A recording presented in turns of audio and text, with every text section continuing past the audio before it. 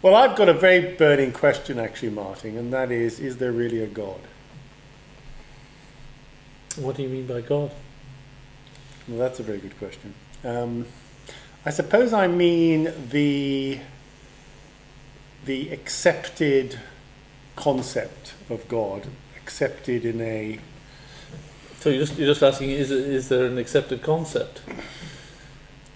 Well, I'm trying to give you a definition without, if you like, what I don't want to do is to say, because that implies, in a sense, I don't want to feed you the answer to my own question. Do you see what I'm saying? But the problem is that's generally the way it works. People who say, I don't believe in a God, usually have the concept of a particular thing they call God that they're now saying they don't believe in. Okay. And whether that accords with, other people's beliefs or even if it accords with the facts is a different story. Yeah.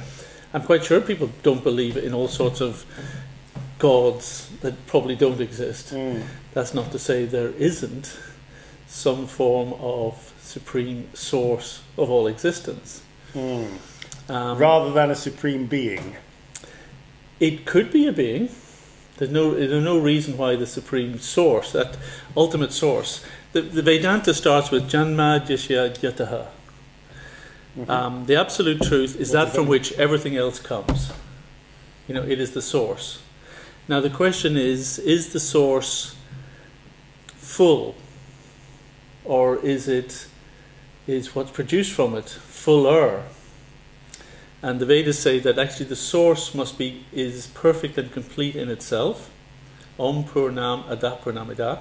That it's perfect and complete, and whatever is produced of it may be independently perfect and complete.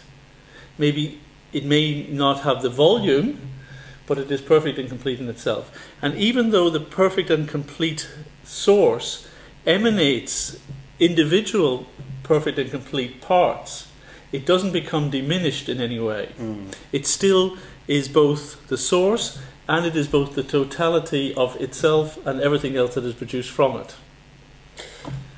So does that mean it's inclusive or partly inclusive?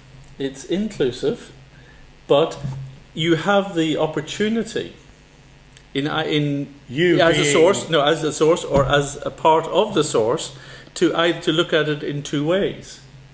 To look at it that it's all inclusive, and to look at it there's a distinction. And at times it's useful to see that there is a distinction, and at times it's good to recognize the unity. So this is the oneness and difference in it. Okay. So give me an example of recognizing the difference, as you call it. I mean, how would I know? In terms of this is the recognition, if you like. Okay. If it is recognition, if that's the right word. The one way is that here I am, and in my present state, I could not claim that I recognize that I have full knowledge. Now, someone might argue to me that you actually have full knowledge, it's there inside you. But at my present state, I haven't recognized that. Now, you might say, well, I can take you there, I can make you enlightened. Maybe. But in my present state, I do not see myself as being in full knowledge. Whereas I recognize that source is always in full knowledge and recognizes itself in full knowledge. So there is a distinction. There must be a distinction between my my being and the source.